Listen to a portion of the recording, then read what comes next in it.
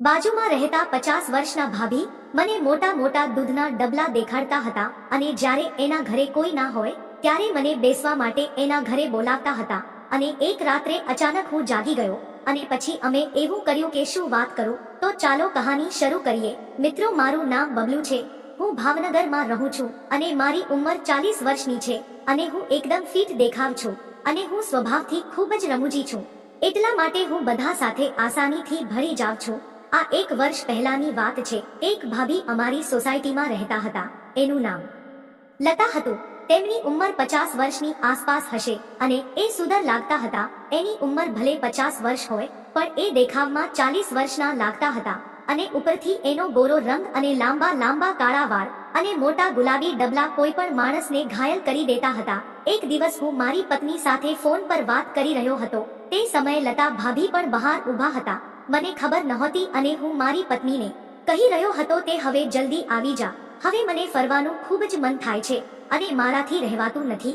અને થોડીવાર વાત કરીને મેં પાછળ જોયું તો એ ભાભી બહાર ઊભા મારી વાત સાંભળી રહ્યા હતા અને મારી સામે સ્માઇલ આપતા હતા અને મેં પણ એની સામે સ્માઇલ આપી. ત્યારે એણે મને કહ્યું કે આજે હું ઘરે એકલી છું તો તમે સાંજે બેસવા માટે આવજો. અને ત્યારે એને ખુલ્લી નાઇટી પહેરી હતી. એમાંથી એના ફોટા દેખાતા હતા અને હું એને જોતો જ રહ્યો. ત્યાં અચાનક એણે મને કહ્યું કે ક્યારેય ફુગા નથી જોયા.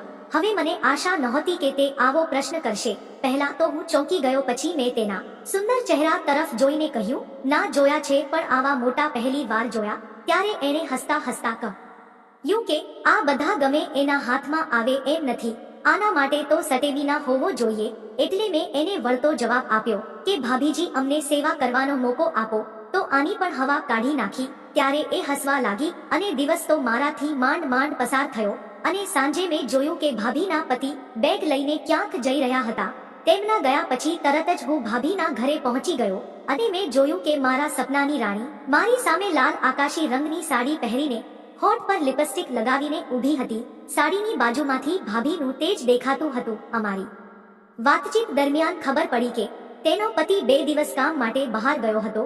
એટલે મેં તેને મારા હાથમાં ખેંચી લીધી અને તેને એ પણ મને ભૂખી કૂતરીની જેમ વળગી પડી અને થોડીવારમાં એના હાથ આઝાદ થઈ ગયા. અને અમારો આ કાર્યક્રમ લગભગ 1 કલાક સુધી ચાલ્યો અને આવા 2-3 પ્રોગ્રામ કર્યા અને પછી અમે સૂઈ ગયા. મિત્રો, વિડીયો પસંદ આવ્યો હોય તો વિડીયોને લાઈક કરી ચેનલને સબસ્ક્રાઇબ જરૂર કરશો. ફરી મળીશું એક નવા વિડીયોમાં. ત્યાં સુધી આવજો.